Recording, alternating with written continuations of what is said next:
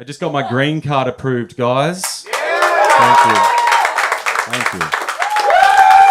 Thank you. So I'm going to buy a gun. Because I'm American now. I got told it was going to take 24 months to get approved. It got approved in 6 weeks. Just goes to show that miracles do happen when you're white.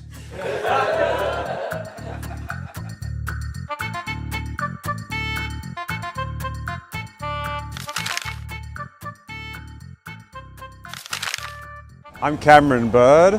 I'm from Brisbane, Australia, and I'm a comedian here in New York City. I first did comedy because I made a drunken decision one night. Literally the night before I had that show, I was crying. I was not excited for it. There's a lot of fear that comes in doing something like that for the first time. My first time doing comedy, I left high school.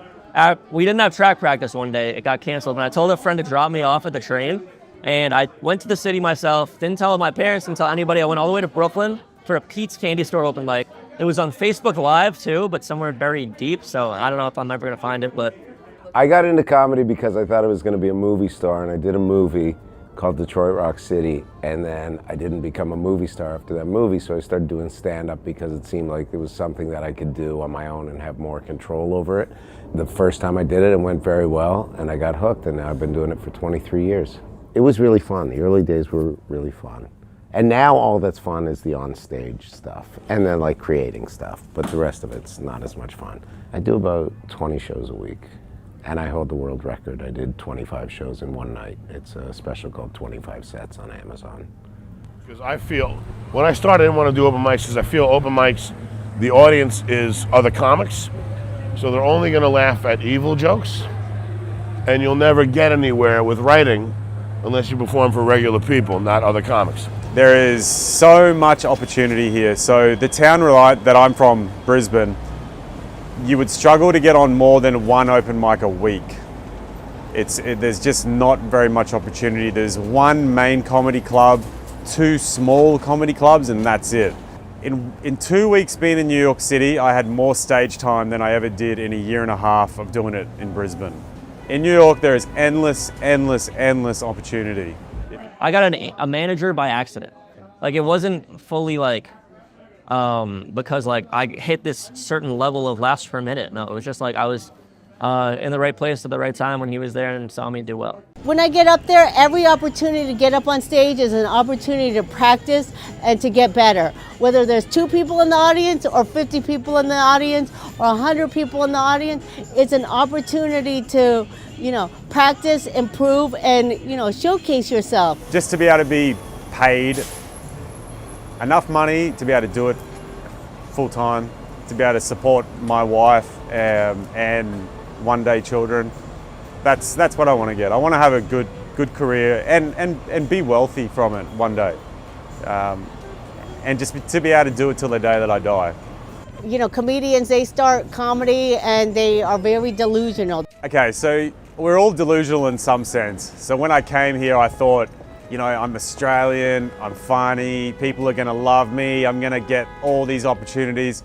And when I got here for the first 3 months, I just bombed. I bombed and I bombed and I bombed. And it was just reality times a million. It was like the biggest wake-up call. No one is good at anything without putting the work in. In your mind, you think like, I'm just gonna go up there, I'm gonna immediately start murdering with these jokes that I wrote.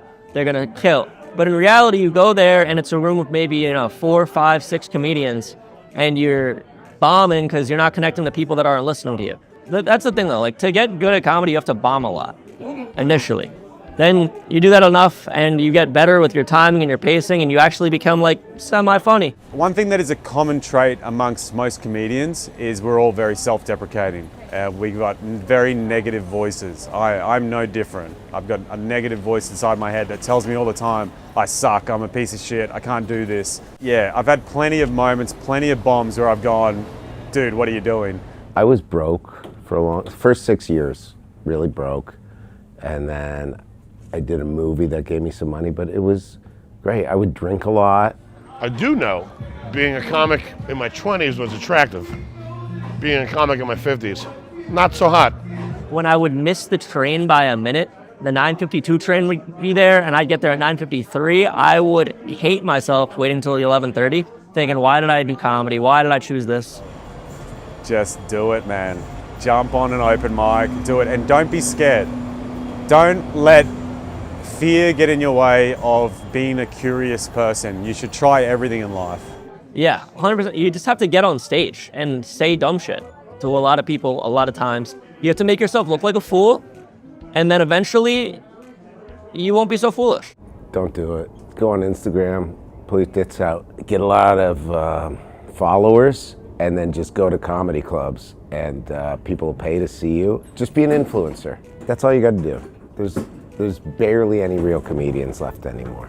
During the pandemic, everybody watched podcasts and TikTok. So now the clubs want podcast celebrities and TikTok celebrities. TikTok celebrities are guys who create skits in their living room.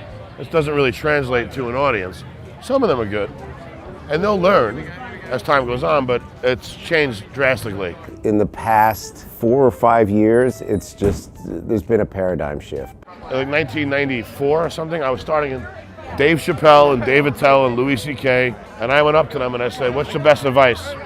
Write a strong 15 minutes that works everywhere, that works when you're high on cocaine for 2 days, when you haven't slept, when your dog died, when you got dumped. If the 15 minutes still works everywhere, start selling that to clubs. That was the best advice I ever heard.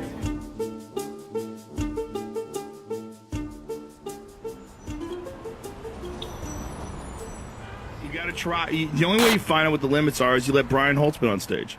Ooh. You find out what the limits are. We got Brian Holtzman on our stage all the fucking time. Are these wires hooked up properly? Yeah. I don't want to go through this and find out the sound is not working or the mic's not. We don't. All right.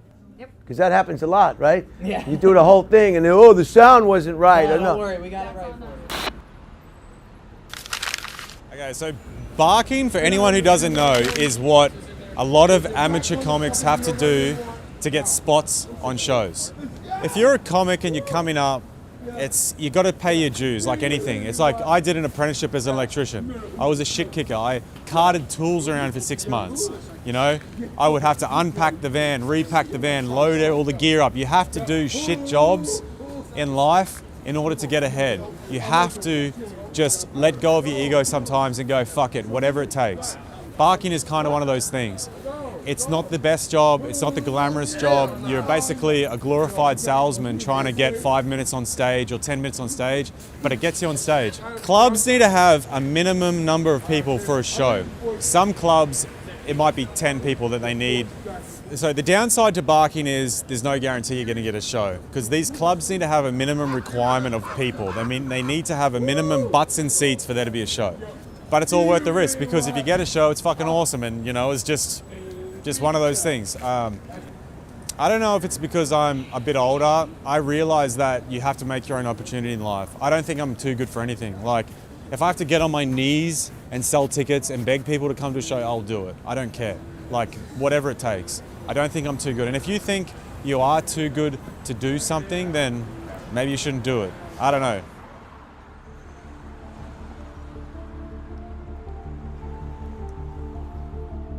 My name is Brian Holtzman, and I am, some people say, a stand-up comedian.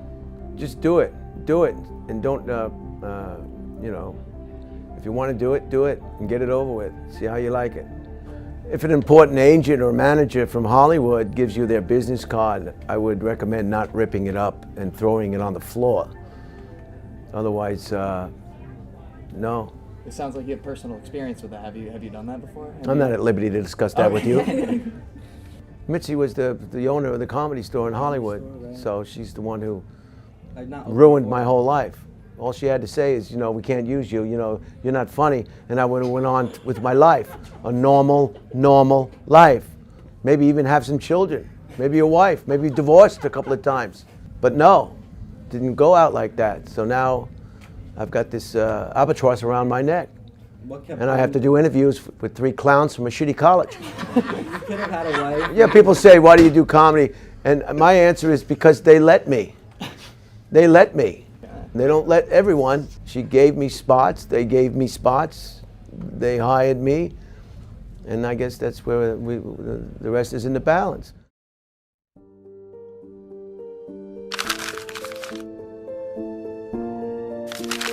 I did. So I got the residency at Broadway Comedy Club. They do a show, it's called the Industry Show. They do it most Saturdays. And it's a 5-person bringer, which means you have to bring 5 guests. I did it once the first time, and then they gave me a bunch of spots.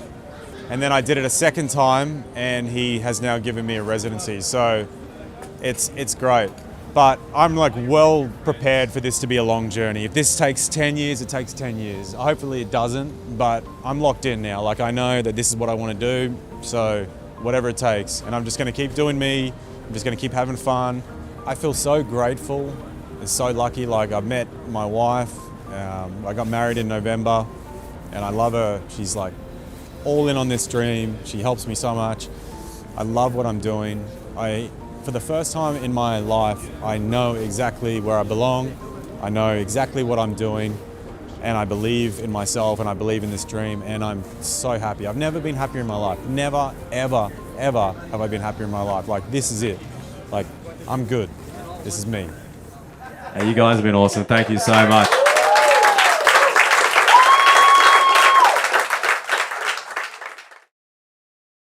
What are you taking? You know, you people need to really think about your lives yourself. Maybe you should interview yourselves and pull your collective heads out of your ass. And I think this is over. I think this fucking thing is over right now.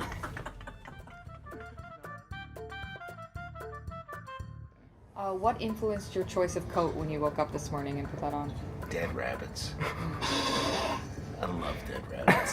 They're so warm, and it's like everyone thinks they're cute and furry. You ever had a rabbit in your yard just eating your wife's garden, and your wife's yelling at you? What are we gonna do about this rabbit? I'll fucking show you! And then the town comes and they're like, you know you're not allowed to use firearms in the town. And I was like, it's a fucking rabbit. You're gonna deal with it?